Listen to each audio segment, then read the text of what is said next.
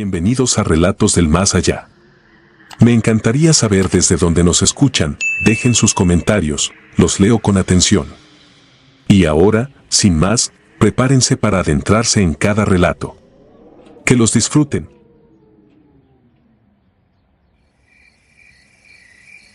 Yo no culpo a la sierra ni al clima. Culpo mi decisión de seguir avanzando cuando todo pedía alto. Éramos 7 de Infantería de Marina, Patrulla Sierra 03, asignados en 2019 a barrer una ruta maderera en el Nayar, Nayarit, donde se rumoraba un campamento con combustible robado. No había luna. Había humedad pegada como cuero ajeno y una bruma que, vista desde lejos, parecía espuma, dentro, era pared. El teniente dijo que no había vuelta, que el objetivo quedaba a 2 kilómetros línea recta. Entramos a las 4:20 según mi Casio. El olor nos cortó la respiración antes del primer kilómetro, no era simple podredumbre, era ese dulzor agrio que se queda en la campana del paladar y te hace carraspear en seco. Revisé el PRC, señal muerta, el GPS oscilaba entre 3 y 4 satélites, el rumbo brincaba como liebre bajo ramaje. No era raro, cañadas, doseles gruesos, multipath. Aún así, la brújula marcaba norte con un pulso errático, y eso sí me prendió alarma. Para no perdernos, dejamos cinta fluorescente y cortes en los mezquites. A los 20 minutos, encontramos un corte igual al nuestro, viejo quizá por la oxidación del filo en la corteza. Juraría que era el mismo. El teniente ordenó seguir. La humedad nos tragaba los sonidos, el aire apretaba la lengua contra los dientes, el rifle sudaba conmigo. Nadie hablaba. Se oían chasquidos como de ramas tensas regresando a su lugar, pero no había viento. A las 5:10 según el reloj del cabo Valdés, el mío marcaba 3:55 y nadie discutió la diferencia, apareció la primera bolsa negra colgando de un árbol, hecha con costales. La rajamos, pelo animal, costillas de res, cuero curtido a medias, nada de insectos, lo cual, en ese clima, resultaba antinatural. El mismo olor se volvió pared dentro de la pared. El médico Pastrana dijo que podía ser trampa para perros salvajes, a mí me pareció altar sin santo. Cuando la luz debía insinuarse, la bruma se hizo más densa. Burbujas blanquecinas se abrían y cerraban a ras de suelo como si respiraran. No supe en qué momento empecé a ver cosas al borde del casco, sombras bajas con filamentos, no tentáculos de broma sino tiras de niebla que se estiraban y regresaban como ligas viejas. Pegué la vista al hierro del FX-05 y seguí. La primera pérdida llegó sin grito. Íbamos en columna, Montiel atrás de mí, Ramírez atrás de él. Hubo un golpe sordo, 2 pasos al vacío, un chasquido de ramas. 5 linternas convergieron y vimos el borde de un corte de barranco que no teníamos en carta. Quise bajar con cuerda, pero el teniente no lo permitió, la pared chorreaba barro y hojas podridas. Lo llamamos por nombre durante un tiempo que no puedo medir. Solo contestó el olor. Dejamos una marca, apuntamos coordenadas dudosas y seguimos con un hueco que pesaba más que la mochila. El efecto del cansancio pegó raro. Sentí la lengua hinchada, la mandíbula rígida, como si masticara limadura. Empecé a recordar a mi hermana colgando ropa en la azotea de casa en Veracruz, imagen completa con el sol golpeando el tinaco azul, y no había sol ahí. Caminé 2 pasos y vi una camiseta blanca entre los troncos, la misma que ella usaba con una mancha de cloro en el hombro. Acerqué la lámpara, era un trapo podrido con hongos verdes. Guardé la mano del bolsillo porque me temblaba. Valdés se detuvo, respiró como perro. Dijo que olía pan de rancho recién sacado, y se le llenaron los ojos de agua. Nadie lo regañó. Pastrana, con voz neutra, mandó masticar sal para engañar la sed y mantener la cabeza.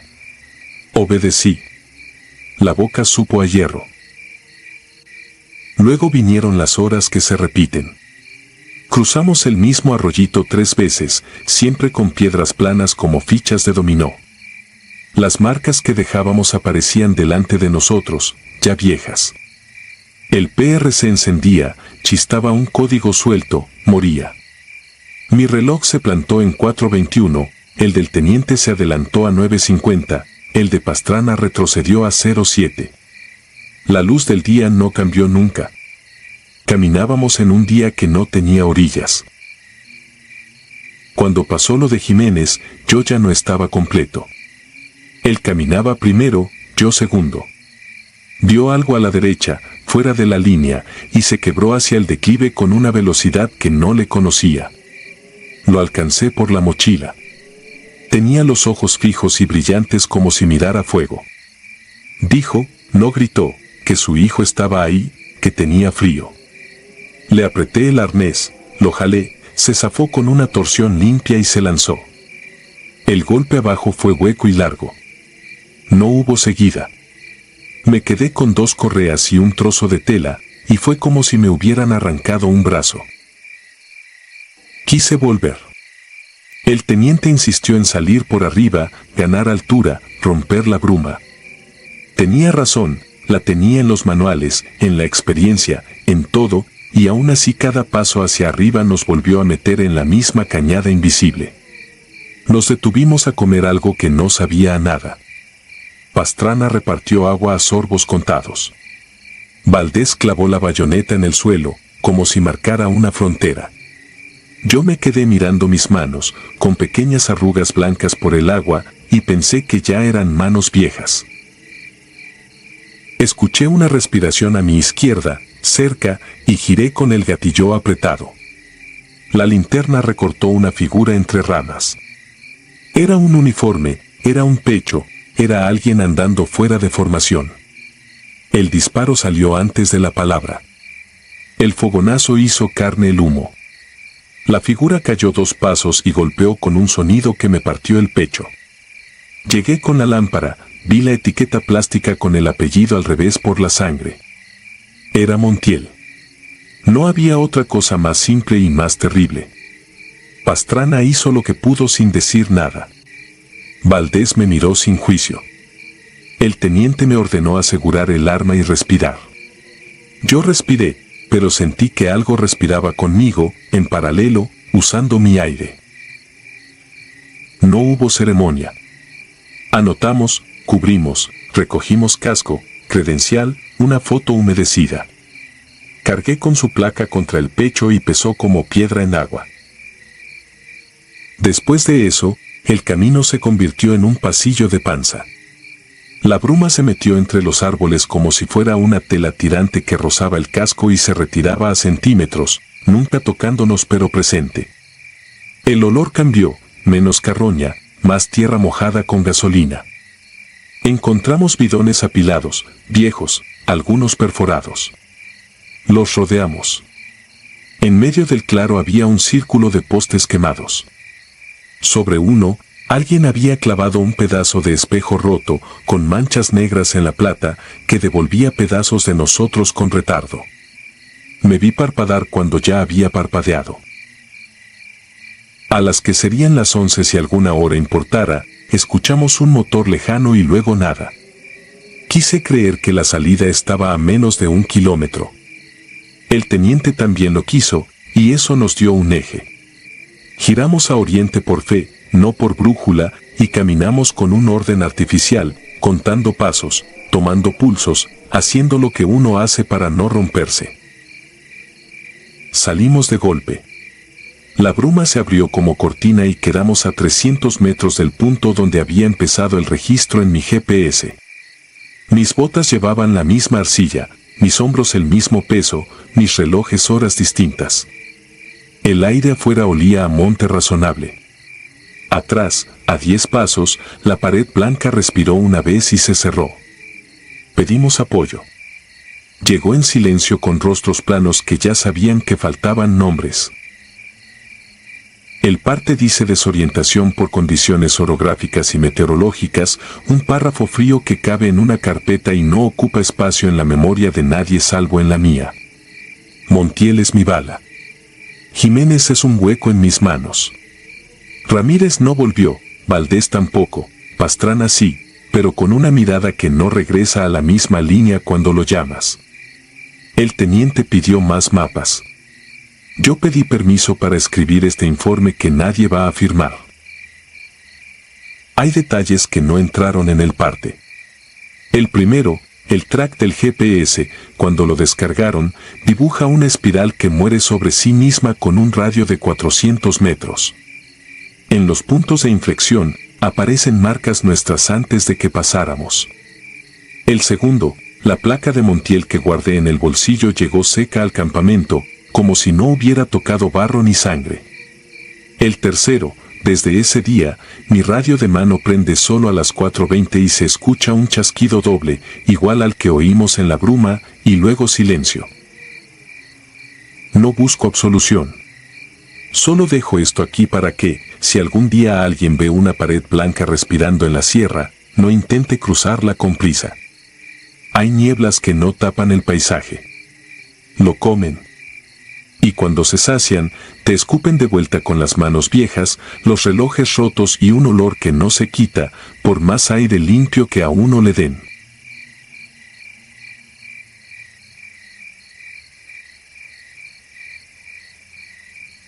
El abrazo del chivo.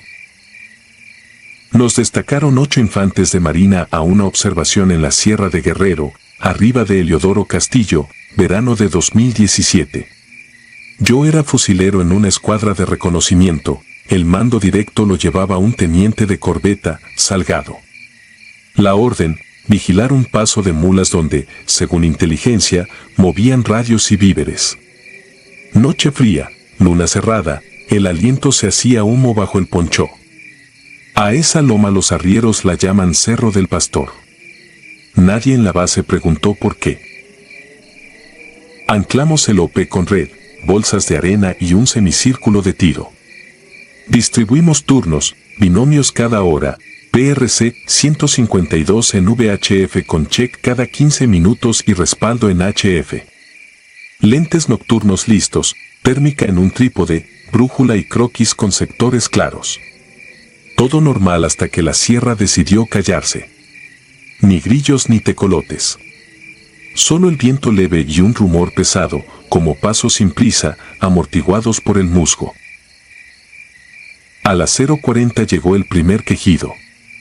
No era coyote ni vaca. Era un aire forzado, largo, con un timbre que vibraba en el estómago. La térmica no pintó nada vivo. Al contrario, en la pantalla apareció un hueco más frío que el entorno, del tamaño de un hombre, moviéndose entre encinos. Pensamos en un error del sensor, cambié baterías, recalibré. El hueco seguía allí, desplazándose sin emitir calor. A la 1:50 tocaba relevo. Rey bajó por la vereda para sacar a Lugo del punto bajo. 2 minutos después perdimos su silueta entre la bruma que venía subiendo del arroyo. El radio de Lugo quedó abierto con estática. Salgado me ordenó bajar con Jarillo, en cuña, sin luces. En el sitio donde debía estar Rey encontramos su portaplacas apoyado contra un tronco, aún tibio, y su casco boca arriba lleno de agua.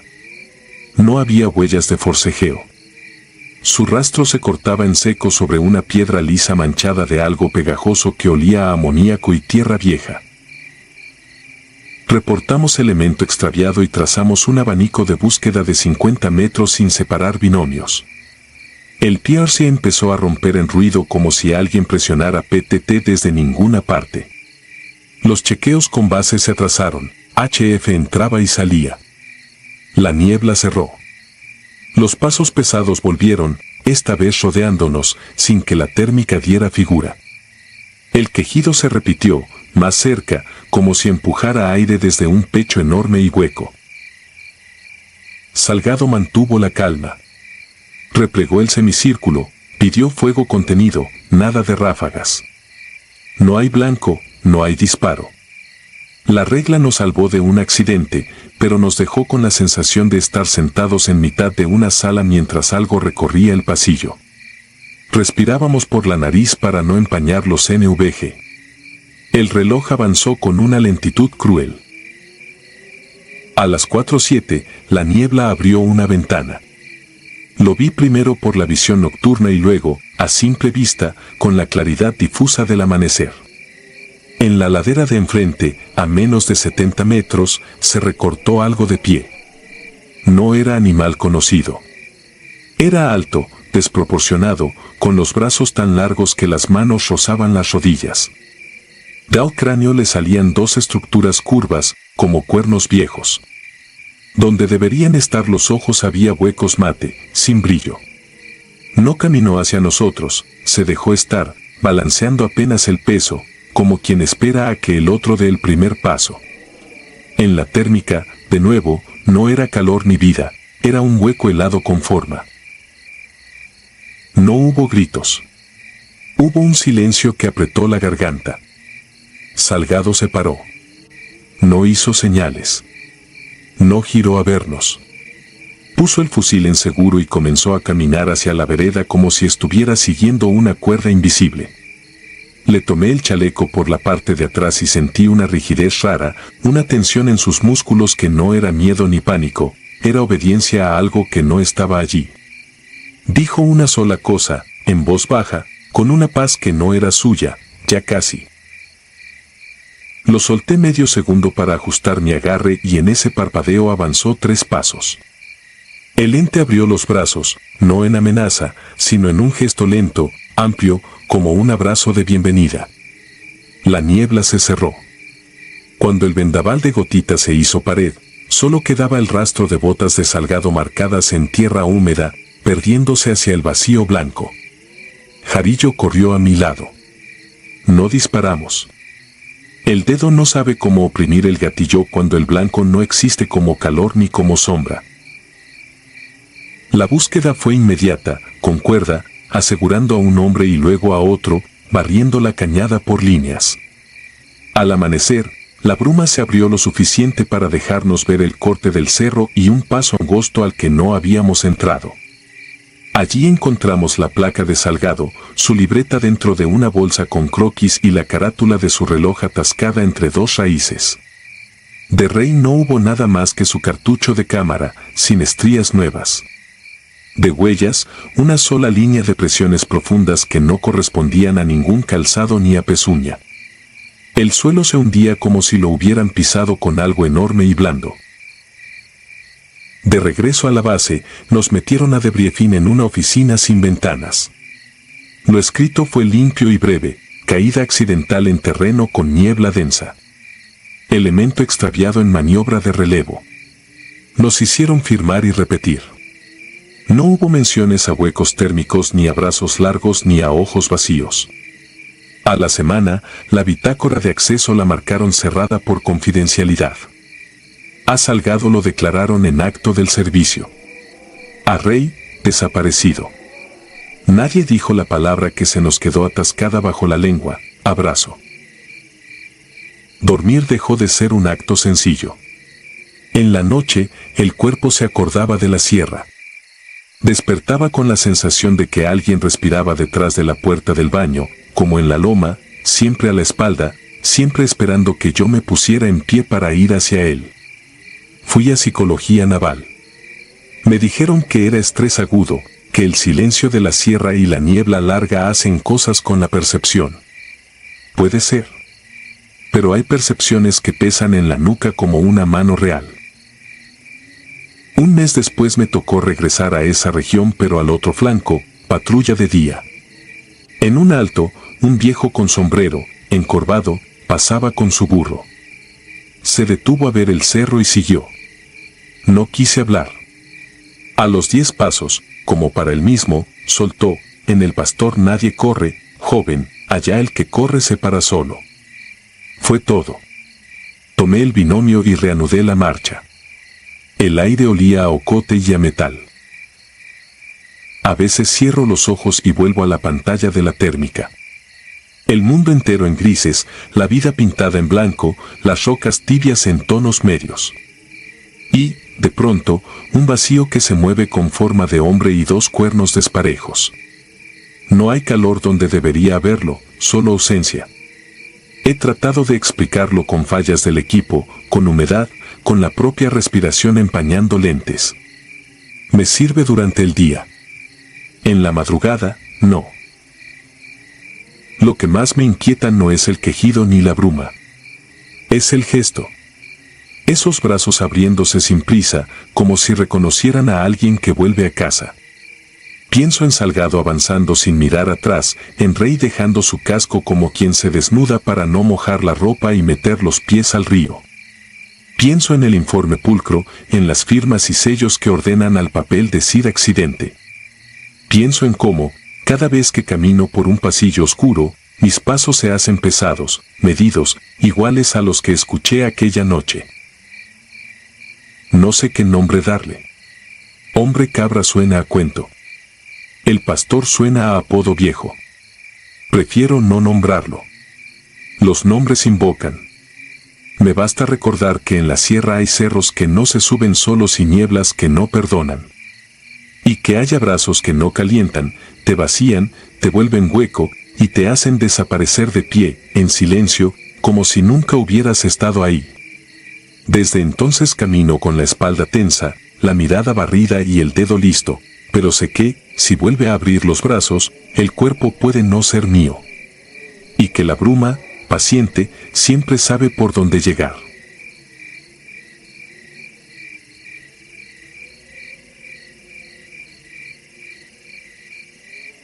Umbral azul. No sé si algún día me atreveré a firmar estas líneas, pero necesito contarlo antes de que la culpa y el miedo me consuman. En marzo de 2018 me tocó integrar una pequeña patrulla de la Brigada 33 del Ejército Mexicano, destacada de emergencia en la parte más tupida de la selva lacandona. El pretexto oficial era frenar el trasiego de madera y personas que, según inteligencia, cruzaban por veredas invisibles entre México y Guatemala. En realidad, parecíamos peones abandonados sobre un tablero inmenso, 4 hombres, 2 fusiles FX-05, un radio de campaña que apenas agarraba señal y una tienda verde olivo plantada a kilómetros de cualquier camino. Íbamos a rotar turnos de vigilancia durante una semana. El capitán se despidió desde el helicóptero con un pulgar arriba y la promesa de volver por nosotros cuando la zona estuviera tranquila. Nunca imaginé que su promesa significaría otra cosa, que, al regresar, ya no seríamos los mismos. Los 2 primeros atardeceres transcurrieron con la rutina de cualquier operación en monte, asegurar un claro, cavar una zanja para desechos, colgar hamacas, enumerar municiones. Esa normalidad militar me tranquilizaba. Pero en la tercera noche se instaló un silencio que no encaja con la selva, ni chicharras, ni monos nocturnos, ni el zumbido obstinado de los mosquitos. A las 01:40 escuché el chasquido del interruptor cuando el cabo Mendoza encendió la linterna roja para despertarme y cederme la guardia. Susurró, temblando, que había algo raro a unos metros del perímetro. Creí que se refería a indocumentados o a taladores, así que respondí con un gruñido y un vamos a ver mientras me ajustaba el chaleco antibalas. Cuando salimos, noté que la temperatura había bajado como si de pronto estuviéramos en un almacén refrigerado, nuestro aliento formaba nubes blancas debajo de los cascos. Avanzamos en cuclillas hasta la línea de brecha que habíamos despejado con machete esa misma tarde. La linterna roja apenas delineaba siluetas de troncos sudorosos, pero bastó un parpadeo para localizar el origen del silencio. Un fulgor azul, tenue y pulsante, flotaba en el centro de un claro natural. Justo donde horas antes había un caído de ceiba. El destello era ovalado, vertical, más alto que un hombre. La luz, sin embargo, no iluminaba el suelo, parecía absorberlo, y la vegetación a su alrededor se balanceaba con una corriente que no sentíamos sobre la piel. Esa desconexión me heló la sangre. Mendoza apretó mi hombro sin decir palabra, sentí su ansiedad clavárseme como una estaca. Entonces lo imposible tomó forma. Una figura emergió atravesando la luminosidad con la naturalidad de quien cruza una cortina de tela. Se distinguía humana, extremidades proporcionadas, cabeza rapada, mono ajustado del mismo azul del resplandor.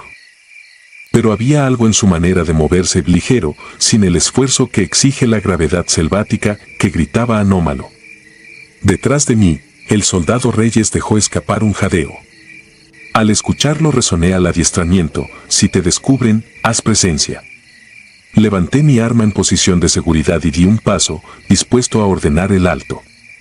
No salió voz. Antes de que pudiera articular palabra, un segundo ser idéntico cruzó el umbral y ambos giraron hacia nosotros con precisión de espejo. Lo que tenían en la muñeca derecha no era fusil ni pistola, parecía un aro metálico adherido a la piel. El más cercano alzó la mano, y el aro vibró con un zumbido ensordecedor, como un motor de turbina comprimido dentro del cráneo. El aire pareció doblarse, sentí los tímpanos reventar. Reyes y Vega cayeron al piso, convulsionando, mientras Mendoza se llevaba las manos a la cara. Alcancé a oler mi propia sangre, goteaba de la nariz sobre el collar de la camisa. Aún aturdido, accioné el selector del FX-05 y solté una ráfaga de 3 disparos al centro de masa de la silueta más próxima. No hubo chispazos ni impacto visible, las balas se estrellaron en aquel resplandor y fueron absorbidas como piedras en agua espesa. El segundo ser respondió con otro pulso sónico. Todo se volvió negro. Volví en mi minutos u horas después, el reloj digital marcaba las 3:07, pero no sé cuánto tiempo estuvo sin energía, con el sabor a hierro en la boca y el cabello empapado de sudor frío. El claro estaba vacío, tan solo quedaba un olor penetrante a ozono y hojas quemadas. Reyes sangraba de los oídos, Vega no se movía y respiraba superficialmente. Mendoza insistía en que todavía están aquí, señalando al vacío. Traté de levantarlo, pero se soltó y corrió hacia donde había estado la luz, cayó de rodillas y comenzó a cavar con las manos, como si buscara enterrarse. Lo arrastré de vuelta, temiendo una crisis psicótica. Fue entonces cuando vimos que la vegetación alrededor del sitio presentaba una marca perfecta, un círculo de tierra estéril, sin una brizna, de casi 3 metros de diámetro. Ni siquiera el fuego deja un borde tan limpio. Solicité apoyo por radio. La voz del teniente en el otro extremo parecía venir de kilómetros bajo tierra, perdíamos la señal a cada frase. Se ordenó disparar una bengala para guiar a la patrulla más cercana. Encendí el tubo y disparé. Al estallar, el cielo quedó pintado de rojo y descubrí algo que borró cualquier noción de seguridad. Entre las copas más altas, flotaban otras 3 luces azules, separadas, observándonos. No eran drones, se movían en silencio, contra el viento, y apagaron su fulgor apenas la bengala comenzó a morir. Hasta hoy, cada vez que huelo pólvora, recuerdo ese instante de oscuridad posterior. El ruido de la selva regresó de golpe, pero sonó diferente, como si la orquesta tocara un compás equivocado. A las 4:20 llegó la sección de apoyo. Ellos encontraron a Vega con fractura de húmero, a Reyes con hemorragia auditiva y a Mendoza sedado después de inyectarle medio frasco de diazepam. Yo logré mantenerme de pie lo suficiente para entregar un informe verbal: contacto con elementos desconocidos, armamento acústico, retirada hacia punto de origen. Lo escribí después, palabra por palabra, en un parte que acabó clasificado. Nadie mencionó portales ni luces, nos limitaron a un diagnóstico de ataque de grupo armado con tecnología no identificada. Supongo que era la manera más cómoda de digerir lo imposible. El helicóptero médico nos evacuó al amanecer. Camino al hospital militar de Tuxtla vi la selva extenderse debajo, inmensa y aparentemente intacta, como si la noche anterior hubiese sido un mal sueño. Pero las hélices vibraban con una frecuencia que recordaba el zumbido del dispositivo enemigo, y apenas cerraba los ojos revivía la presión insoportable en los huesos del oído. Los doctores certificaron mis lesiones: barotrauma bilateral, síncope, laceraciones nasales. Recomendaron reposo absoluto. Sin embargo, el verdadero daño fue invisible. Comencé a experimentar microapagones de memoria. Despertaba sudando a las 1:40, exacto a la hora del primer avistamiento, con la imagen del umbral azul clavada en la retina. Me recetaron clonazepam. El psiquiatra lo llamó TEP, yo lo llamo deuda pendiente con algo que vino de un lugar sin nombre. 2 semanas después vinieron los interrogatorios de personal de inteligencia de defensa que hablaban más inglés que español. Nos separaron en cuartos estériles e idénticos. A cada uno le mostraron fotogramas borrosos de luces, diagramas de frecuencias, grabaciones infrarrojas de la patrulla rival. Yo repetí mi versión sin adornos: la luz, las figuras, el arma sónico, la retirada. El agente tomó nota sin levantar la vista. Al final me preguntó si consideraba la posibilidad de una alucinación colectiva inducida por sustancias naturales de la selva. Contesté que prefería imaginarme loco que aceptar lo contrario, y aún así la idea no me dejaba dormir. Él sonrió sin humor, cerró la carpeta y me dio la mano como quien sella un pacto de silencio. Han pasado 7 años. Reyes quedó sordo del oído izquierdo. Mendoza solicitó baja voluntaria y desapareció de los registros. Su familia dice que se internó como misionero en la sierra. De Vega solo supe que nunca volvió a usar uniforme, camina con bastón y tartamudea cuando huele turbocina. Yo sigo en servicio, relegado a oficina logística en Veracruz. De noche, cuando la base guarda silencio, sigo sintiendo el zumbido dentro de los huesos. A veces el generador falla y la luz de emergencia, azul pálido, titila en pasillos vacíos. Entonces sé que el umbral no se cerró aquella noche, que solo se eclipsó esperando la ocasión de abrirse otra vez. Si usted lee esto y decide llamarme mentiroso, lo entiendo. Creo que también me llamaría así si no llevara en el cráneo la cicatriz de aquel pulso inaudito.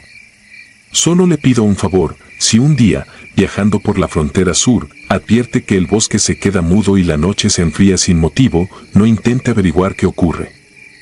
Retroceda, rece lo que sepa rezar y corra tan lejos como pueda. Porque en la selva de este país existe un sitio donde la realidad es delgada, y al otro lado, criaturas con rostro humano observan, esperando que alguien las escuche para cruzar. Y cuando lo hagan, no habrá balas suficientes para mantenerlos fuera.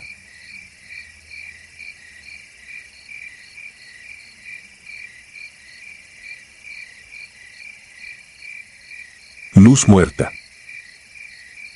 Me llamo Diego Salazar y no escribo estas líneas para asustar a nadie, sino para dejar constancia de algo que todavía me hiela la sangre cuando cierro los ojos. Corría abril de 2019 y mi pelotón del Batallón de Operaciones Terrestres 23 había sido desplegado en la serranía de los Yariguíes, un cordón montañoso remoto del nororiente colombiano, casi en el límite invisible que separa Santander de Bolívar. La orden era sencilla sobre el papel: vigilancia prolongada ante la posible ruta de abastecimiento que un grupo criminal usaba para mover armamento ligero y hoja de coca procesada. Llevábamos 8 noches sin contacto, acampados en una cañada cubierta de bruma donde ni la radio HF lograba una señal limpia. En mis años de servicio había aprendido a amar el silencio táctico, pero aquella calma estaba turbia, como si debajo de las hojas se agitara algo que no era puro viento. El 15º turno de guardia me cayó entre las 22 y las 2. A esa hora el monte se volvía una cúpula húmeda que olía a resina y podredumbre. Caminaba despacio bordeando el perímetro, fusil cruzado sobre el pecho, luz infrarroja apenas abierta. Lo único que rompía la tiniebla era el chisporroteo de luciérnagas y un zumbido grave que venía de los insectos de altura. Faltando pocos minutos para ceder la posta, algo irrumpió al filo de la arboleda. Una niña apareció, descalza, vestida con un ruana claro cosido a mano y el pelo tan negro que parecía beberse la débil fosforescencia de mi lámpara. Frenó a 3 metros de mí. No escuché crujir ramas, ni hojas removidas, nada, simplemente estaba allí, temblando, con los ojos tan abiertos que brillaban como cristal mojado. Intenté hablarle en español y en la mezcla de quechua que había aprendido patrullando el sur, pero ella respondió en un idioma que no reconocí. Era sonoro, antiguo, lleno de fonemas guturales parecidos al chimila que alguna vez oía un guía indígena. No entendí un solo término, pero su gesto resultaba explícito. Extendió un brazo huesudo y señaló la negrura del monte, insistiéndome con urgencia muda. En mis adentros resonó el protocolo: informar, pedir refuerzos, no abandonar el cordón sin relevo, pero había algo en su pánico que perforaba cualquier manual.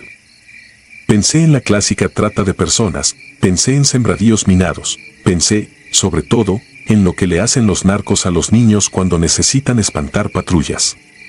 Tragando la indignación, decidí seguirla hasta un límite prudente antes de regresar para pedir apoyo. Nos internamos 15 minutos. La lluvia, que allá nunca da tregua, empezaba a caer en hilos finísimos. La niña se movía tan rápido entre raíces mojadas que apenas la mantenía a la vista. Llegamos a un claro dominado por un cedro ceibo retorcido, tan viejo que su tronco se había abierto en una oquedad donde cabría un hombre encorvado. Ella alzó la cara hacia lo alto. Seguí esa línea de visión y distinguí algo colgando de una rama lateral, un fardo hecho con costal de fique, atado por una soga de nylon y mecido por el viento. Con la navaja corté la cuerda y lo bajé con cuidado, intentando no pensar en la leyenda de las cunas guerrilleras, pequeñas bombas trampas que al soltar se activan, pero la curiosidad fue más fuerte que el miedo táctico. Desaté el nudo. El olor a ceniza húmeda y grasa rancia golpeó primero. Dentro había huesecillos envueltos en un paño bordado con figuras geométricas idénticas al ruana de la niña. Aquellos restos eran demasiado pequeños para pertenecer a un adulto. Sentí como la bilis me subía con un ardor ácido. Levanté la cabeza para pedir explicaciones y ella ya no estaba. Ni crujido, ni jadeo, ni sombra. La selva se había tragado su presencia con la misma facilidad con que la había escupido. Me quedé inmóvil unos segundos, el corazón despedazando costillas, mientras la neblina se espesaba hasta borrar la bóveda de estrellas. Entonces ocurrió lo imposible, el entorno cambió. La vereda por la que habíamos llegado había desaparecido. Girara hacia donde girara, solo veía laderas idénticas tapizadas de musgo y helechos tan altos como un hombre. Sin referencias, intenté activar la brújula lumínica del reloj, pero la aguja bailaba sin fijarse en el norte. El GPS de muñeca tampoco sincronizó, el bosque amortiguaba hasta las señales de satélite. Entendí que lo racional ya no servía. Pronuncié en voz baja un Padre Nuestro, costumbre vieja, y avancé recto, esperando reenganchar con el cauce del río Uparí que cruzaba más abajo. No lo encontré. Las horas se estiraron en una procesión de hojas mojadas, raíces que mordían las botas y el gorgoteo permanente de una fuente de agua que nunca llegaba. La primera noche fue un martirio de confusión sensorial. Cada tanto me parecía oír la risa frágil de la niña detrás de los troncos, pero al apuntar el haz infrarrojo no había nadie. A veces la voz se mezclaba con el canto de las chicharras, otra surgía en la misma frecuencia que el latido de mi sien. No dormí. Al amanecer necesité aire y encontré un arroyo de roca oscura, bebí con cautela y comprobé que no tenía sabor metálico. Comí yagé silvestre y algunas almendras de monte que había aprendido a reconocer en instrucción selva. Lo peor no era el hambre, era el silencio irregular, un silencio que se abría y se cerraba como una compuerta, anunciando algo que acechaba sin mostrarse. El segundo día la llovizna se convirtió en tormenta y el barro me llegaba a los tobillos. La radio PRC 152 se había empapado y chispeaba con estática sin frecuencia. Cuando cayó la tarde escuché un quejido muy bajo, casi humano, proveniente de lo alto. Creí que era un mono aullador hasta que distinguí palabras en aquel mismo dialecto extraño. Súbitamente el cedro del claro volvió a materializarse frente a mis ojos, como si hubiera caminado en círculo 50 kilómetros sin notarlo. El costal seguía en el suelo, pero a su alrededor habían aparecido marcas de tiza blanca, espirales, cruces invertidas, círculos concéntricos llenos de puntos. El miedo se transformó en certeza malsana, no estaba perdido, estaba siendo dirigido.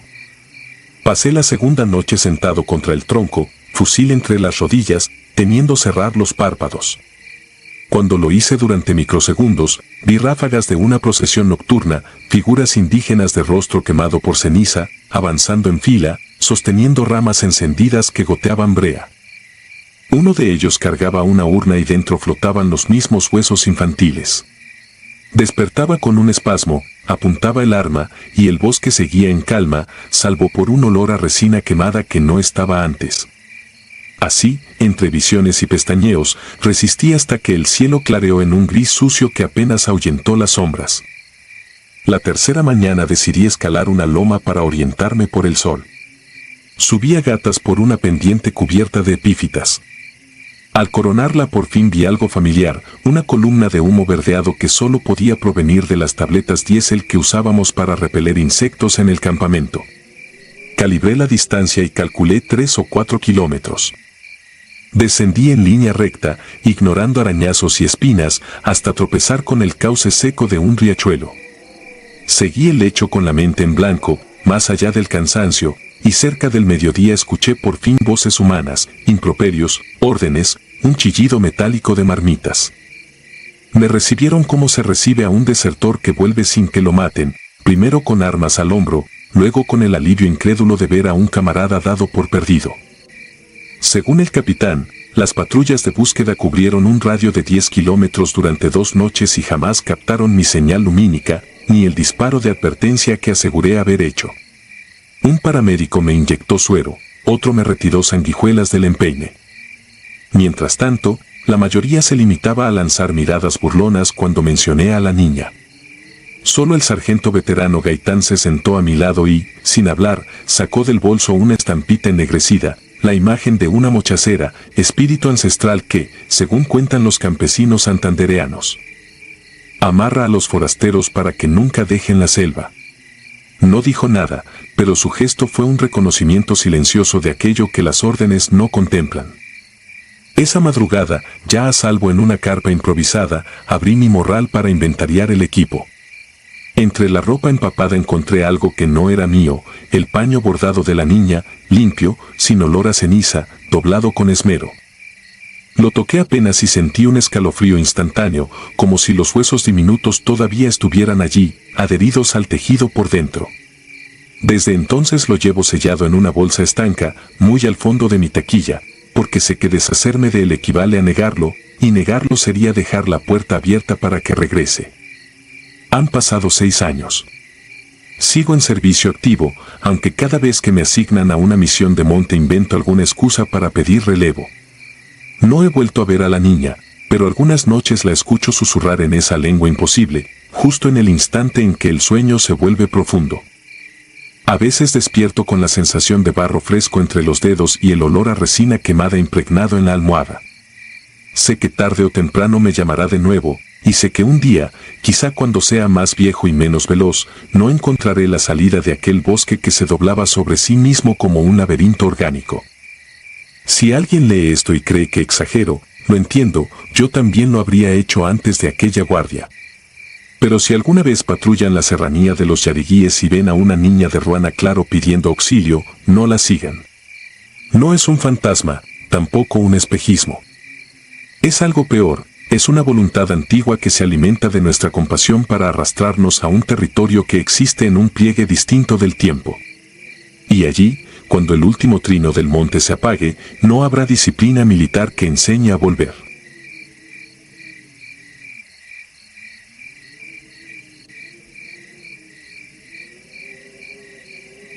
Sierra de los Lamentos. No revelaré mi nombre real ni la unidad a la que pertenezco, basta decir que en 2021 era cabo primero en un batallón de fuerzas especiales del ejército mexicano.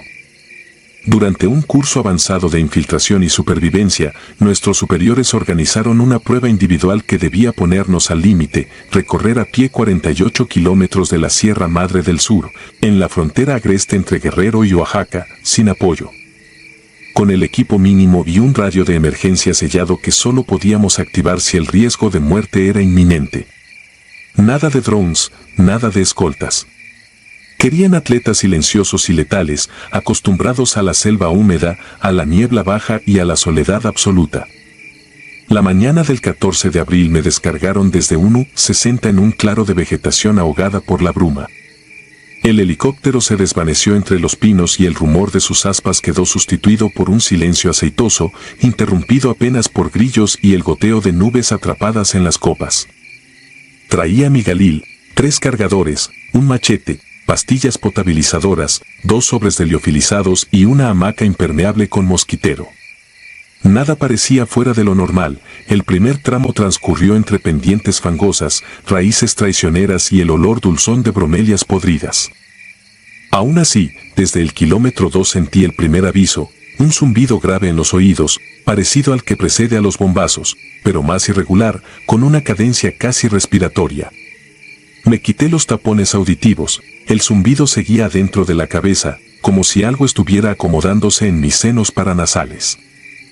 A las 19 horas hallé un promontorio protegido del viento. Colgué la hamaca entre dos encinos retorcidos, preparé medio litro de caldo y me senté sobre la mochila para cenar. Fue entonces cuando escuché un silbido breve, infantil, salido del fondo del pinar.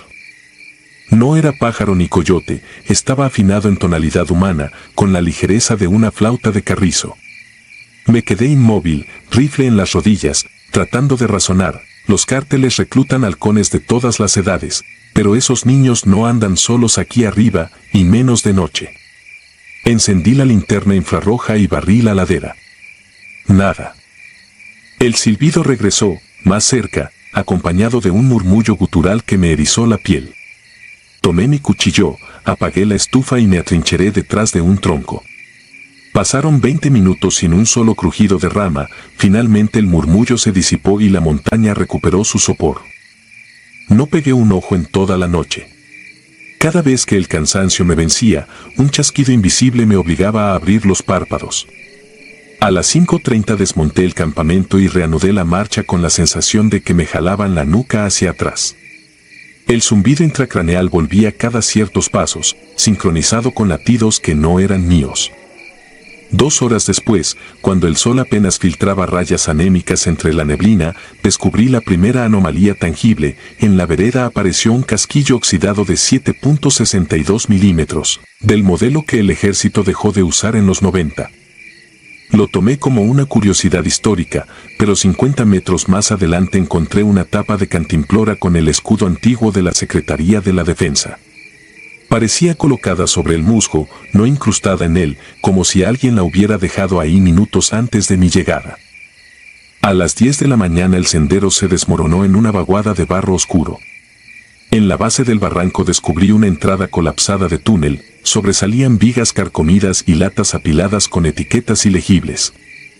Era evidente que me hallaba ante un campamento olvidado, quizás de la campaña Guerrero contra la guerrilla de los 70, pero ningún mapa militar lo referenciaba. El zumbido en la cabeza se intensificó hasta volverse pulsos eléctricos. Una idea irracional me empujó a inspeccionar la boca del túnel. Si allí dentro vivía algún narcotraficante, lo neutralizaría, si no, al menos obtendría respuestas. Gateé bajo las vigas, arrastrando el fusil y la mochila. El túnel olía a hierro rancio y tierra húmeda. Tras 5 metros apareció una galería excavada a pico. En la pared colgaban restos de estandartes putrefactos y, sobre el suelo, un casco M1 abollado y cubierto de babas de murciélago. El casco era demasiado pequeño para un adulto. Antes de que pudiera procesarlo, sonó detrás de mí el mismo silbido infantil, ya dentro del túnel, a no más de 2 metros. Giré la culata, encendí la linterna táctica y apunté. La luz cortó el polvo en suspensión y reveló, por medio segundo, la silueta de un niño vestido con camuflaje antiguo, rostro tiznado, ojos apagados como vidrio negro. Portaba un brazalete con la bandera al revés y levantaba un dedo índice ante sus labios. Parpadeé. La galería volvió a estar vacía. No disparé, la garganta se me cerró hasta doler. Avancé de espaldas, alumbrando cada rincón. De pronto, el haz iluminó un cuaderno militar sobre un escritorio medio podrido. En la portada podía leerse, a lápiz quemado, Curso de Contrainsurgencia, 27 de agosto de 1977. Las páginas internas estaban empastadas por la humedad, pero distinguí varias notas borrosas: Escuadrón 13, niños voluntarios, laberinto acústico, no silbar, no responder. Fue suficiente. Salí del túnel casi a gatas, con los oídos palpitando y un regusto metálico en la lengua. Quise llamar por radio, explicar que había hallado un sitio potencialmente peligroso, solicitar instrucciones. Sin embargo, cuando pulsé el PTT solo obtuve estática y una voz lejana balbuceando mi indicativo con tono de burla. Desconecté el aparato, temblando, y seguí monte arriba. El aire estaba tan denso que cada inhalación era un trago de agua tibia. 2 kilómetros después, los pinos se abrieron en una meseta corta donde alguien, o algo, había dispuesto media docena de casquillos viejos formando un círculo perfecto.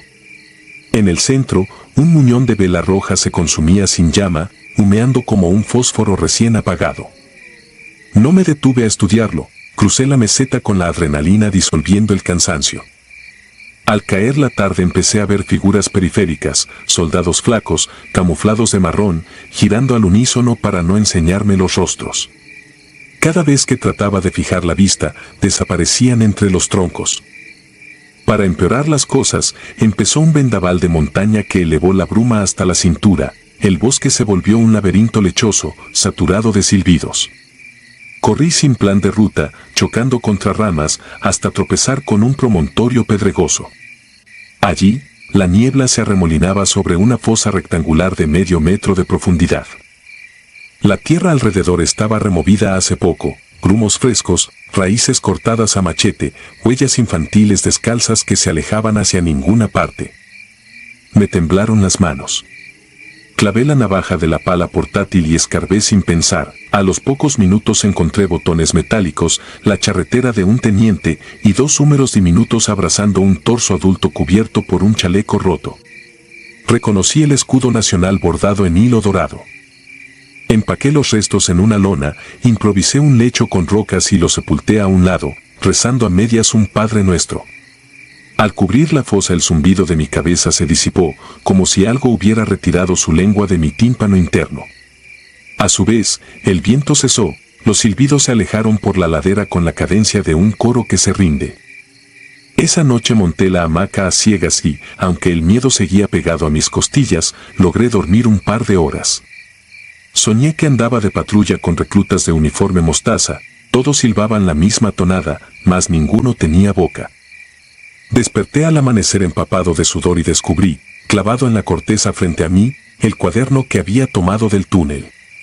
Estaba abierto en una página que yo no había visto. Allí, con tinta corrida, se leía: quien sopla en la sierra llama a los que nunca volvieron. No intenté entender el mensaje.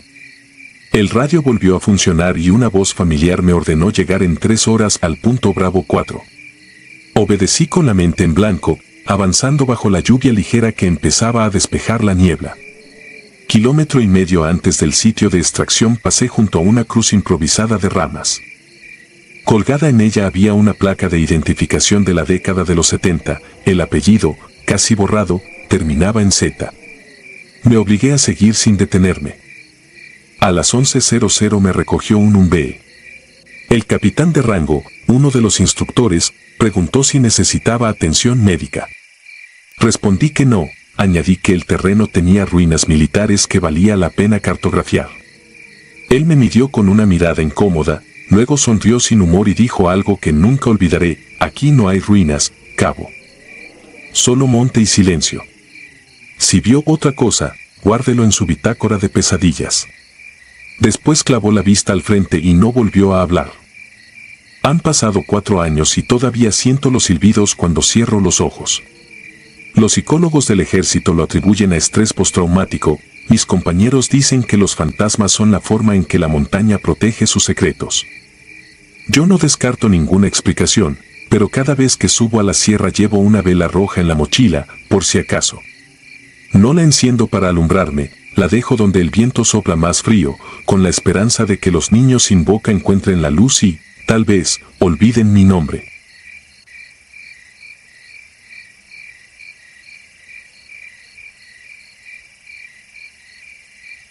Lumen negro. Me llamo Víctor Alvarado y durante 15 años serví en un batallón de selva de la infantería colombiana. Lo que voy a relatar sucedió en abril de 2019, en la serranía del Baudó, una franja montañosa donde la humedad lo pudre todo y la neblina se pega a la piel como otra capa de sudor. Éramos 6 hombres, gente endurecida por choques contra disidencias y narcotráfico, y, sin embargo, aquella noche ninguno volvió a dormir igual. Nos habían desplegado en helicóptero tras varios reportes de luces rojas que pobladores afrodescendientes veían danzando sobre los mogotes más altos. Los analistas sospechaban laboratorios clandestinos. A nosotros solo nos dijeron: verifiquen, obtengan coordenadas y marquen para destrucción. La orden sonaba rutinaria, pero la selva nunca da rutinas. El vuelo nocturno comenzó con normalidad. El U-60 vibraba bajo los impulsos suaves del piloto mientras cruzábamos un cielo sin luna. A ras de 200 metros, la vegetación parecía un océano negro e inmóvil. De pronto, un golpeteo seco retumbó en la cola del aparato, como mazazos contra metal hueco. El jefe de tripulación revisó los indicadores, todo en verde. Ninguno lo dijo, pero todos lo sentimos, era algo externo, no mecánico. A los pocos minutos emergió frente al parabrisas una luminiscencia circular, roja y palpitante, del tamaño de un tanque de combustible de 50 galones. No era bengala, ni dron, ni faro. Se desplazaba contra el viento con movimientos abruptos y silenciosos, girando sobre sí, dejando un reguero de brasas suspendidas que se apagaban al instante. El piloto pidió descender, levantó la voz para ocultar su temblor y nos precipitó a un claro angosto junto a un río chocolate. Tocamos tierra con un golpe seco, el rotor siguió zumbando en ralentí, listo para evacuar. Me tocó dirigir el perímetro, Murillo cubrió el norte, Reyes y yo, el poniente. Olía a caucho quemado y a ozono, como antes de un rayo. Lo primero que noté fue el silencio antinatural, ni chicharras, ni ranas, ni grillos, solo el repiqueteo distante del rotor y el latido en mis sienes. La luz roja reapareció sobre la copa de los yarumos, giró unas veces y luego se deformó, como si un puño invisible la aplastara desde dentro. Se alargó hasta convertirse en un brillo vertical, un filamento que tocó el suelo con una chispa fulgurante. Cuando la cegadora estela se disipó, vimos de espaldas la silueta de un hombre extremadamente delgado, desnudo, con la piel cubierta de algo que parecía ceniza húmeda. Estaba a 10 metros de Murillo, no respiraba, no se movía. Intenté ordenarle que retrocediera, pero la voz se me ahogó. Murillo, nervioso, interpuso su fusil a modo de crucifijo improvisado. Fue inútil. La figura se giró, y comprendimos al instante que no se trataba de un ser humano, carecía de ojos, nariz y boca, solo poseía una hendidura vertical donde uno esperaría la cara. Dentro de la grieta centelleaban brasas, una miniatura del infierno que nos había bajado del cielo. Murillo disparó una ráfaga corta. Las balas atravesaron sin freno, explosiones diminutas de chispas y humo gris. El retroceso le hizo perder pie y el ente avanzó sin inercia, como flotando a un palmo del suelo. Cada vez que el espectro se acercaba, el aire se caldeaba lo suficiente para que el sudor se evaporara, el metal del fusil me quemaba la mejilla. El medidor de gas del helicóptero empezó a parpadear a cero, cablería fundida por el calor, imaginé. Ordené fuego a discreción. Reyes y yo descargamos cargadores enteros, pero el impacto solo avivaba los destellos dentro de la hendidura. El ente pareció hincharse, osciló y de pronto reventó en una llamarada esférica, expandiéndose como una burbuja invertida que absorbía la luz. Sentí un tirón brutal en el pecho, como si el aire me chupara hacia el resplandor y el casco se me empañó con vapor ardiente. Cuando recobré visión, la esfera había desaparecido y, en su lugar, flotaban cientos de motas incandescentes que caían sobre nosotros como un rocío de brasas. Donde tocaban la selva, la vegetación se ennegrecía sin prender fuego, como carbonizada desde dentro. Murillo yacía contra un tronco, inconsciente o muerto, con el chaleco ardiendo sin llama visible. Corría a sofocar el material con tierra húmeda, la tela chisporroteaba, pero no se consumía. El piloto gritó que el helicóptero no levantaría vuelo, el rotor de cola se había deformado, reblandecido como plástico al fuego. La radio, saturada con un zumbido estático, no transmitía. Era cuestión de esperar al amanecer y activar la baliza de rescate, pero la noche apenas empezaba. Suspendimos a Murillo en una camilla improvisada, lo cubrimos con ponchos térmicos y nos atrincheramos detrás del fuselaje. La selva recobró sonido de golpe, aunque distorsionado, rugidos lejanos que no correspondían a bestia alguna conocida, crujidos en los árboles demasiado rítmicos para atribuirlos al viento. Las luces rojizas resurgieron entre los troncos cada pocos minutos, como luciérnagas gigantes. Cada aparición derramaba un calor que ondulaba el aire y dejaba un rastro de hojarasca pulverizada. Intentaba convencernos de que aquello tenía explicación, gas vernáculo, meteoro, drones con fósforo, y sin embargo comprendía que los argumentos se deshacían frente a nuestros ojos. Reyes comenzó a rezar en voz baja, no lo reprendí. Mientras tanto, revisé a Murillo. Tenía pulso rápido y frío. En el esternón le había salido una ampolla extensa, como quemadura de primer grado, con bordes pulidos y perfectamente circulares. Aquella perfección geométrica me perturbó más que la herida en sí. Cerca de las 2 de la madrugada ocurrió lo peor. El aire pareció engrosarse hasta dificultar la respiración y un olor dulzón, como caramelo quemado, invadió nuestras fosas. Miré al claro, una figura infantil caminaba hacia nosotros.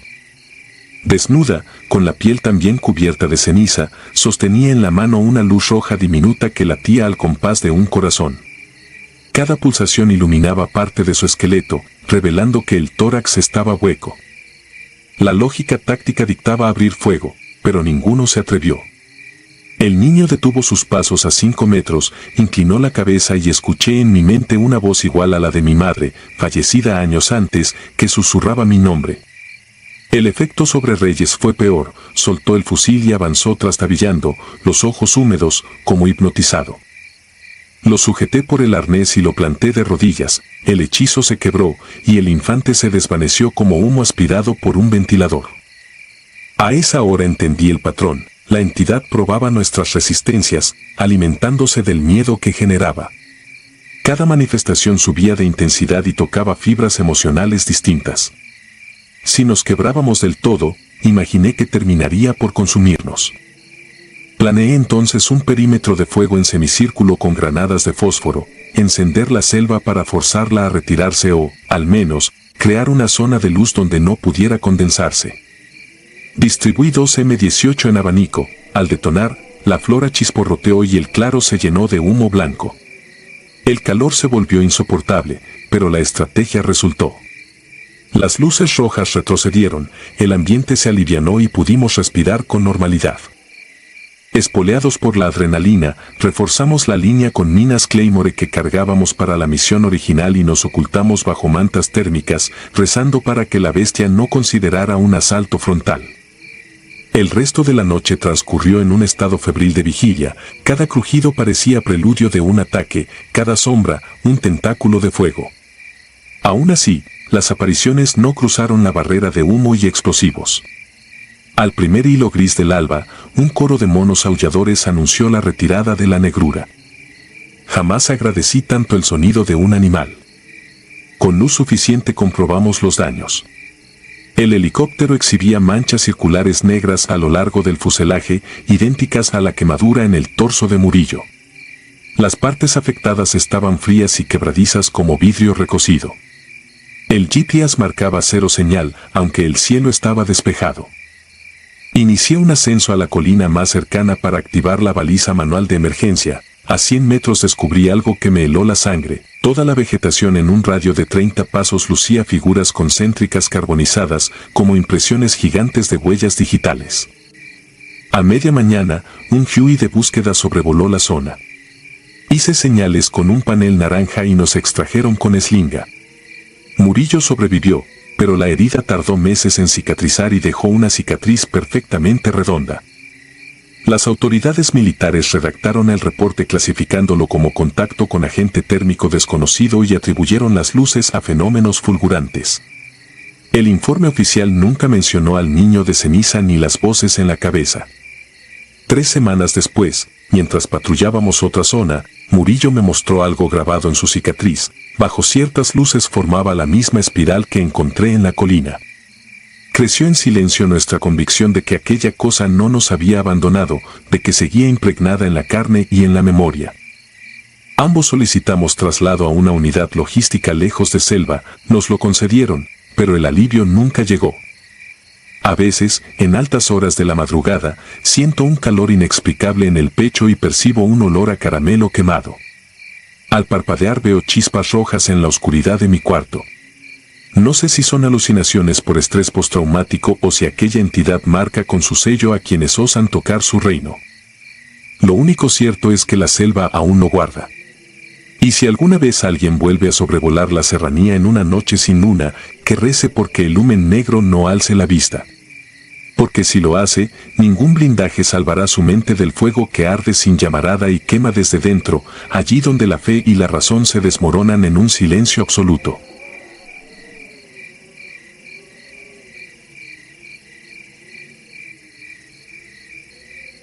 Ecos huecos. Me enlisté en el Ejército Nacional de Colombia en febrero de 2008, cuando apenas tenía 19 años y el país continuaba sumido en un conflicto que parecía no terminar nunca. Mi familia, campesinos de las laderas del Tolima, veía en el uniforme la única salida a la pobreza y yo, demasiado joven para entender del todo las implicaciones, acepté el destino sin hacer preguntas. Después de los 3 meses reglamentarios de instrucción básica en Tolemaida, me asignaron al batallón de ingenieros N grados 29, especializado en apertura de rutas y explosivos de demolición. Fue allí, durante un ejercicio subterráneo en el alto de la línea, donde comencé a dudar para siempre de los límites entre lo real y lo imposible. La cordillera central guarda un laberinto de túneles de extracción abandonados desde los años 50. El batallón utilizaba aquel sistema de galerías para simular rescates y reconocimientos en espacios confinados. Nuestro pelotón, conformado por 4 soldados regulares, Rivas, Gómez, el cabo Primero Suárez y yo, debía descender, cartografiar 2 niveles y regresar antes de la medianoche. Suárez, curtido por operaciones reales, recalcó la orden: terminaríamos el trabajo sin radios ni armamento, igual que lo haría una cuadrilla aislada tras un derrumbe. Entramos a las 18:40 horas. El aire olía a roca húmeda y hierro oxidado. El frío nos raspaba los dientes. Avanzábamos iluminados apenas por lámparas mineras que lanzaban un cono amarillento contra paredes negras, como si la oscuridad fuese un animal que se retiraba unos pasos y, enseguida, volviera a engullirlo todo. La primera hora transcurrió sin novedad. Marcábamos las bifurcaciones con pintura fluorescente y tomábamos notas de estabilidad en una libreta, siempre en silencio salvo por el chasquido de nuestras botas sobre el cascajo. Fue pasadas las 20 horas cuando escuché el primer golpe, seco, metálico, resonante, proveniente de un ramal auxiliar a la derecha. Me detuve. Rivas levantó la vista al mismo tiempo. En el reflejo de su casco supe que él también lo había oído. Mas ninguno dijo nada. El reglamento exige discreción, lo di por hecho, y seguimos. 15 minutos después se escuchó un segundo golpe, idéntico al primero. El cabo Suárez hizo una mueca, se acercó al cruce y enfocó su lámpara por el hueco. Nada. Aún así, anotó la incidencia. Ruidos estructurales, murmuró, y caminó delante de nosotros con la disciplina de quien no concede tregua a los nervios. La anomalía empezó a cobrar forma cuando alcanzamos el nivel inferior. Allí el aire era más denso, impregnado por un hedor rancio que recordaba grasa rancia y agua estancada. Gómez, quien siempre bromeaba en momentos tensos, permanecía callado. A cada pocos metros nos deteníamos para registrar fisuras y medir niveles de gas, pero la concentración se desmoronaba bajo la sensación de ser observados. El tercer golpe quebró el silencio a las 21:27 horas. No provenía de atrás ni de los costados, era como si algo hubiese golpeado el muro opuesto a nosotros, a un par de metros, luego retrocedido con la agilidad de un animal asustado. El estruendo reverberó por las galerías y durante un par de segundos solo escuché la sangre en mis oídos. Suárez ordenó alto. Exploramos con los haces de luz, polvo suspendido, vetas de cuarzo, un viejo vagón minero volcado. Nada más. Seguimos, pero la pendiente era traicionera y el suelo resbaladizo. A las 21:50 horas un quejido, humano e inconfundible, se coló desde un pozo vertical a nuestra izquierda. La lámpara de Gómez tembló al enfocarlo. No había viento allá abajo, aún así, algo produjo un eco que sonaba a lamento. Suárez tragó saliva y se inclinó sobre la boca del pozo. La cuerda de seguridad no bastaba para descender sin anclajes. El cabo vaciló. Yo esperaba oírlo ordenar retirada, mas apretó los puños y decidió continuar por el túnel principal, convencido, o fingiendo estarlo, de que alguien nos estaba jugando una mala pasada. La lógica militar dice que uno debe avanzar o replegarse sin dudar. Pero la lógica se corroe cuando la oscuridad insinúa presencias. 10 metros después, Rivas se desplomó sobre una rodilla. Claudicó, algo va detrás, susurró. Suárez lo obligó a levantarse de un tirón. Yo me giré, el haz de mi lámpara osciló sobre las paredes y pareció delinear una silueta, una cabeza vencida hacia un costado. Cerré los ojos un instante, al abrirlos, la pared estaba lisa, indiferente. Noté que respiraba demasiado rápido y conté hasta 10, recordando las técnicas de control de pánico que nos enseñaron en supervivencia. Ya rondaban las 22:15 horas cuando encontramos el origen del hedor. Al fondo de una cámara lateral yacían los restos esqueléticos de un caballo, aún con parte del cuero adherido a las vértebras. Un lazo de nylon en el cuello revelaba que lo habían bajado con intención. Alguien, en algún momento, había introducido aquel animal a las profundidades. El misterio trastabilló dentro de mí. ¿Cómo? ¿Por qué? Suárez registró el hallazgo con un escozor visible en sus facciones. Sentí que, de manera tácita, la misión concluía, nuestro informe superaría cualquier objetivo didáctico. Regresamos sobre nuestras huellas. El ruido de las botas elevaba nubes de carbonilla y cada exhalación generaba vaho. El túnel se me antojaba más estrecho, no estaba seguro de que fuese una ilusión. Cuando la salida quedaba a unos 800 metros, el silencio se fracturó por un alarido que no podría reproducir ni con la memoria más exacta. No era grito de dolor ni de furia, sonaba a amenaza antigua, a idiomas sin vocales, a un gorgoteo casi líquido que ascendía desde las paredes mismas. Las lámparas parpadearon y durante ese titubeo de luz vi algo erguirse al fondo, alto, flaco, huesudo, de brazos demasiado largos, con la piel grisácea opaca tensada sobre un cráneo alargado. No tenía ojos, sino dos hundimientos oscuros que reflejaron la luz un instante, igual que carbón recién avivado. Suárez rugió una orden de retirada, y en ese punto nuestras piernas simplemente obedecieron a una voluntad que desconocíamos. Corrimos.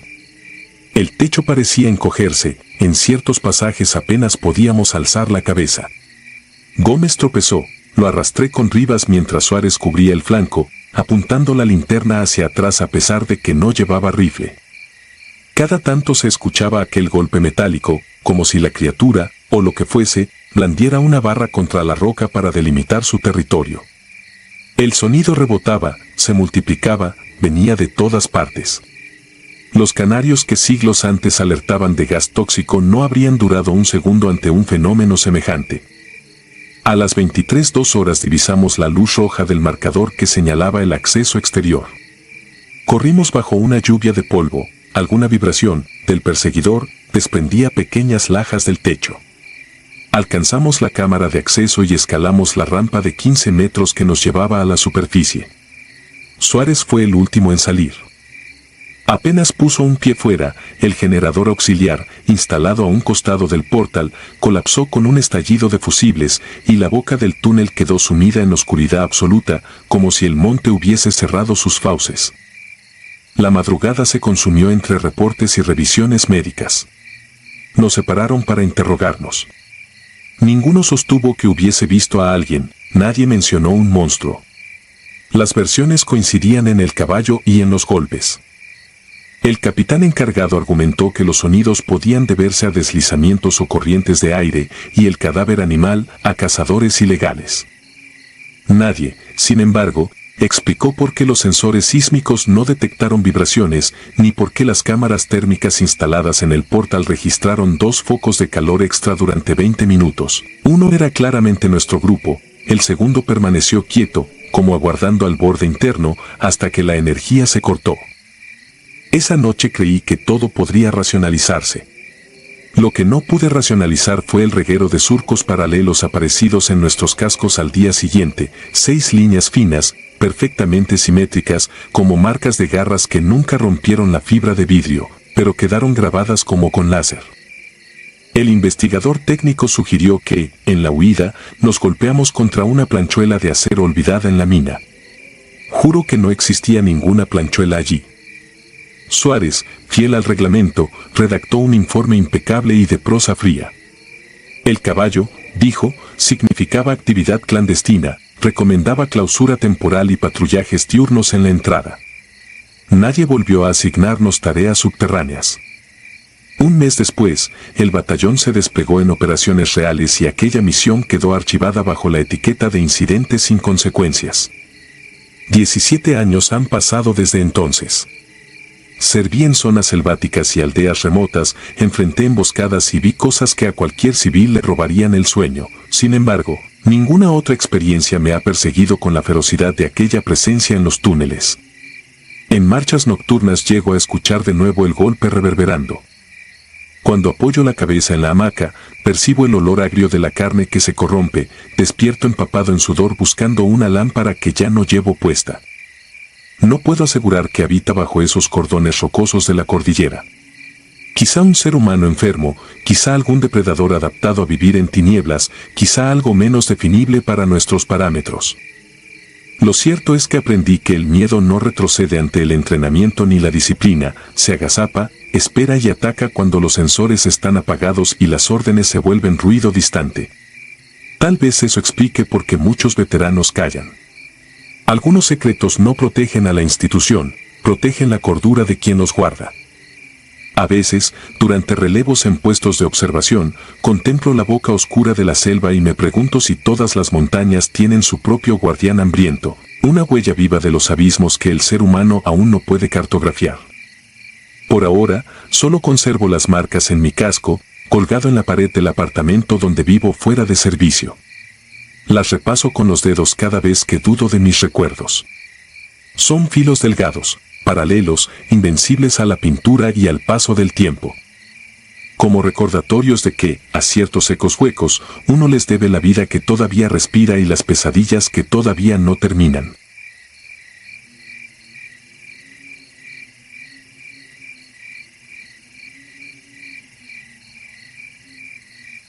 La misa de los caídos. Mi padre siempre fue un hombre duro, de esos que rara vez hablaban de sus emociones o mostraban miedo. Sirvió en el ejército durante años y sus historias de guerra solían ser más sobre disciplina y camaradería que sobre algo fuera de lo común. Sin embargo, había una historia que contaba con una expresión sombría, una historia que, según él, preferiría nunca haber vivido. Era 1972 y su batallón estaba destacado en un pueblo abandonado en algún rincón olvidado del país. El lugar había sido evacuado por conflictos recientes y los habitantes lo habían dejado a su suerte. Las casas de adobe se caían a pedazos, las calles estaban cubiertas de polvo y una iglesia al borde del colapso se erigía en el centro, como un testigo silencioso de lo que alguna vez fue un lugar lleno de vida. El batallón había llegado allí para establecer un puesto temporal y vigilar la zona. Durante el día, todo era tranquilo, incluso aburrido. Pero por la noche, el ambiente cambiaba. El viento parecía soplar más fuerte, llevando consigo susurros que no podían ser atribuidos al aire. Mi padre siempre dijo que el silencio de ese lugar no era normal, como si algo estuviera conteniéndose. Una noche, mientras estaban descansando en sus carpas, el sonido de campanas rompió el silencio. Era un repique claro y constante, proveniente de la iglesia en ruinas. Mi padre y sus compañeros se miraron, confundidos. Sabían que el pueblo estaba abandonado y que no había nadie allí para hacer sonar esas campanas. Algunos sugirieron que podría ser el viento, pero el sonido era demasiado rítmico, demasiado humano. Entonces, comenzaron los cantos.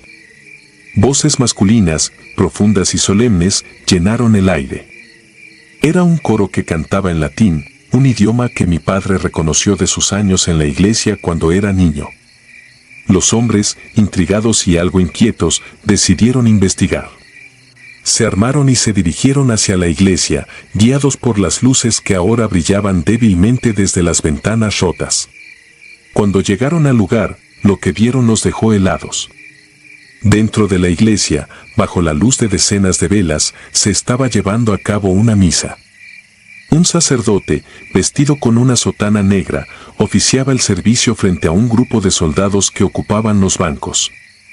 Pero estos soldados no eran del batallón de mi padre. Sus uniformes eran antiguos, de otra época, como los que usaron en las guerras del siglo pasado. Estaban inmóviles, sus rostros serios y rígidos, como si estuvieran atrapados en un momento congelado en el tiempo. Mi padre y sus compañeros no sabían qué hacer.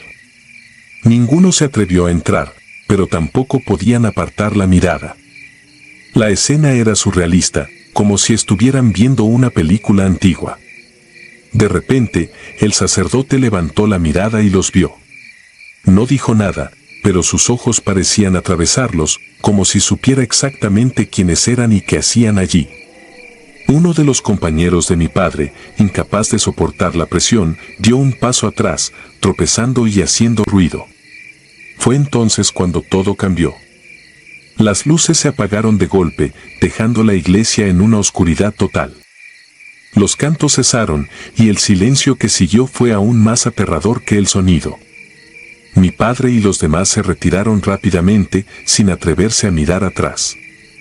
Al regresar al campamento, ninguno habló de lo que había visto. Todos estaban pálidos, con los ojos abiertos como platos, incapaces de procesar lo que acababa de suceder. A la mañana siguiente, decidieron regresar a la iglesia para investigar. Cuando llegaron, el lugar estaba completamente vacío. No había velas, ni rastro de las personas que habían visto la noche anterior.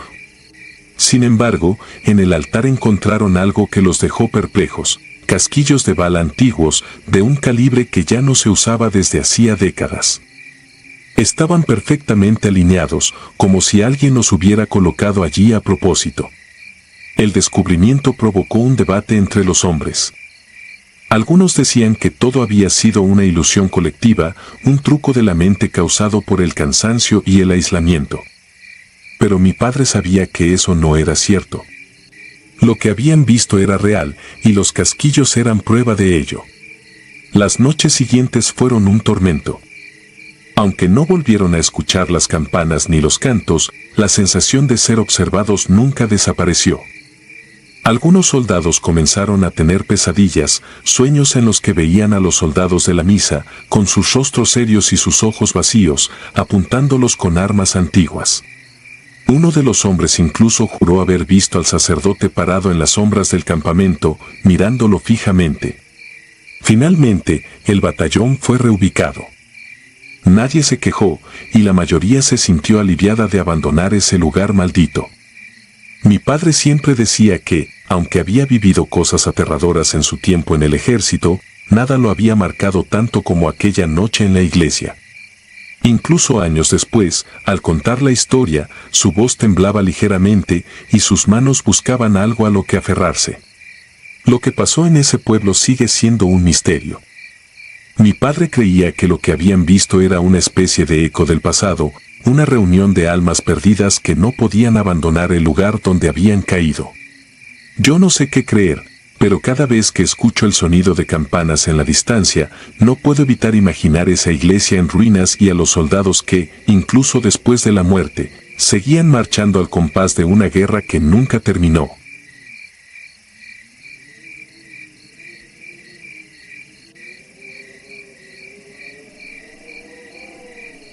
El pacto en el desierto. Nunca creí en las historias de fantasmas o maldiciones. Hasta que viví una de ellas. Estaba en mi primer año como soldado en el desierto de Irak, durante un operativo de rutina. Era la noche de un día caluroso y árido, y el campamento donde estábamos apostados se encontraba a unos kilómetros de una ciudad pequeña. Nadie esperaba que algo raro ocurriera, pero todo cambió después de lo que vi. Un compañero, uno de los más veteranos, me contó algo que jamás olvidaré. Fue una conversación casual entre los turnos de vigilancia, mientras los demás descansaban. Estábamos sentados al borde de una carpa, mirando el cielo estrellado. El silencio del desierto lo cubría todo, solo interrumpido por el sonido lejano de las radios y los murmullos de otros soldados. «Te contaré algo que nunca olvidaré», me dijo, como si necesitara vaciarse de lo que había sucedido. Hace unos meses, durante una misión en las dunas, encontramos algo que no debería estar allí. Todos creíamos que era un civil perdido, un refugiado. Pero no lo era. Su voz se quebró ligeramente, y por un momento, me quedé mirando el fuego de la fogata mientras esperaba que continuara. Sabía que su historia no era algo común. Nos habían enviado a patrullar el desierto. La misión parecía simple, sin complicaciones. Pero cuando llegaron a una de las formaciones rocosas, cerca de unas ruinas antiguas, algo los hizo detenerse. Un hombre, o algo que parecía un hombre, estaba en medio de la nada. Llevaba una túnica negra que lo envolvía de pies a cabeza, y aunque la visión parecía humana, había algo extraño en su postura, algo que no encajaba. Al principio, pensaron que era un civil, tal vez alguien que había quedado atrapado en medio de la guerra. Se acercaron lentamente, alertas, como siempre lo hacíamos en el desierto. Sin embargo, cuando uno de los soldados intentó hablarle, algo extraño ocurrió. El hombre levantó la cabeza y en lugar de hablar en árabe o en algún otro idioma local, comenzó a emitir sonidos que sonaban completamente ajenos a cualquier idioma que ellos conocieran. Sonidos guturales que parecían más un canto que palabras. Era como si no estuviera de este mundo. El miedo los invadió, pero por el protocolo, uno de ellos intentó acercarse aún más. Fue cuando la figura levantó las manos, y todos sintieron un frío extraño, como si la temperatura del aire hubiera descendido repentinamente. Esa sensación de muerte fría, que se apodera de tus huesos. Lo que pasó después fue más confuso aún. Uno de los soldados, un chico de 22 años, intentó tocarlo. De inmediato, su cuerpo comenzó a temblar de una manera que no se podía explicar. Como si fuera una muñeca rota, su piel se arrugó y se desmoronó de una forma antinatural. El hombre de la túnica negra no hizo nada. No tocó a nadie, ni movió un dedo. Pero lo que ocurrió luego, cambió nuestras vidas para siempre. El chico cayó al suelo, sin vida, y los demás comenzaron a alejarse, aterrados. El hombre con la túnica levantó su brazo lentamente, señalando hacia el horizonte. Los soldados no dijeron una palabra, pero todos comprendieron que esa señal no era un gesto amistoso. Nadie se atrevió a acercarse más. Nadie intentó averiguar más. El miedo estaba tan palpable que nadie se movió durante varios minutos. Después de eso, se regresaron a la base sin decirle nada a nadie. Pero no podían olvidarlo. Cada uno de los soldados que había estado en la patrulla empezó a sufrir accidentes extraños. El primero fue aquel chico, el que había intentado tocar al hombre, que murió de una manera inexplicable al regresar a la base. En un ejercicio de rutina, su jeep volcó sin motivo alguno. Un accidente, dijeron los oficiales. Un par de semanas después, otro de los soldados sufrió un ataque al corazón a pesar de que era joven y en excelente estado físico. En menos de un mes, 3 de los que estuvieron en esa misión murieron en circunstancias que no podían explicarse. El compañero que me contó la historia, con un tono grave, me dijo que él fue uno de los últimos en quedar de esa patrulla. Estaba en una misión en un pueblo cercano cuando, de repente, vio una figura con una túnica negra, de pie entre las sombras de la carretera. Pensó que era su imaginación, pero cuando la figura se giró hacia él, pudo ver los ojos, rojos, brillantes. Sentía que lo observaban.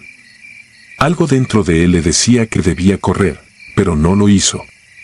En su lugar, se acercó y lo miró directamente a los ojos. Esa noche, en el campamento, comenzó a tener pesadillas. Soñó que estaba en el desierto, pero no podía moverse, no podía respirar, como si algo lo estuviera ahogando. Despertó sobresaltado y sintió esa presión en el pecho durante días. Yo lo miré fijamente mientras terminaba su relato. Estaba comenzando a entender que esta historia no era una simple leyenda de guerra. Era algo mucho más aterrador. Algo que no podíamos comprender. Esa cosa no es humana, dijo, casi susurrando. Cada vez que alguien mira esos ojos rojos, está marcado. Y tarde o temprano, ellos van a cobrarse su precio. La historia me dejó inquieto. Al principio, intenté restarle importancia. Pensé que tal vez mi compañero estaba demasiado afectado por las tragedias de la guerra. Pero a los pocos días, algo extraño comenzó a ocurrir conmigo.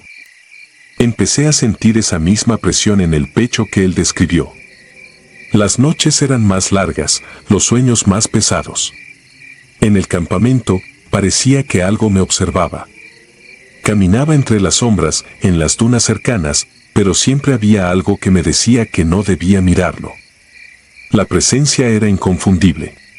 Una noche, mientras estaba de guardia en el puesto de observación, vi algo extraño en el horizonte. Primero pensé que era una ilusión causada por el calor del desierto, pero a medida que me acercaba, la figura se hacía más clara. Llevaba una túnica negra, y los ojos, esos ojos. Los vi por un instante y, en ese momento, sentí que mi corazón latía más rápido de lo que debería. Era como si el tiempo se detuviera por un segundo, como si mi mente fuera incapaz de procesar lo que estaba viendo.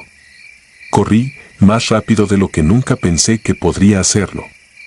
Cuando llegué al campamento, mi rostro estaba pálido. Nadie me creyó, pero sabía lo que había visto. Esa noche, no pude dormir. No pude cerrar los ojos sin sentir que alguien estaba cerca, observándome. La paranoia comenzó a apoderarse de mí. Pensé que si me quedaba allí, también sufriría los mismos accidentes inexplicables que les ocurrieron a los demás. Pasaron los días, pero nunca olvidé esos ojos rojos. La figura con la túnica negra nunca volvió a aparecer en el desierto, pero el miedo seguía. Se infiltró en cada rincón de mi mente, en cada resquicio de mis pensamientos. Lo peor de todo es que, incluso hoy, siento esa misma presencia detrás de mí. Como si no estuviera solo, como si el desierto me hubiera marcado de alguna forma. El pacto estaba hecho.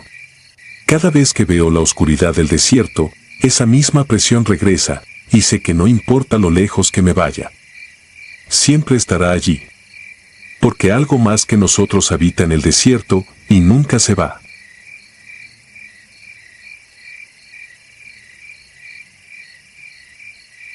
Si te gustaron estos relatos, regálanos tu like y déjanos tu comentario, y no olvides suscribirte al canal para que sigas recibiendo las notificaciones de los próximos relatos. Tu apoyo nos ayuda a seguir creciendo dentro de YouTube. Nuevamente, mil gracias, y nos vemos en el próximo relato.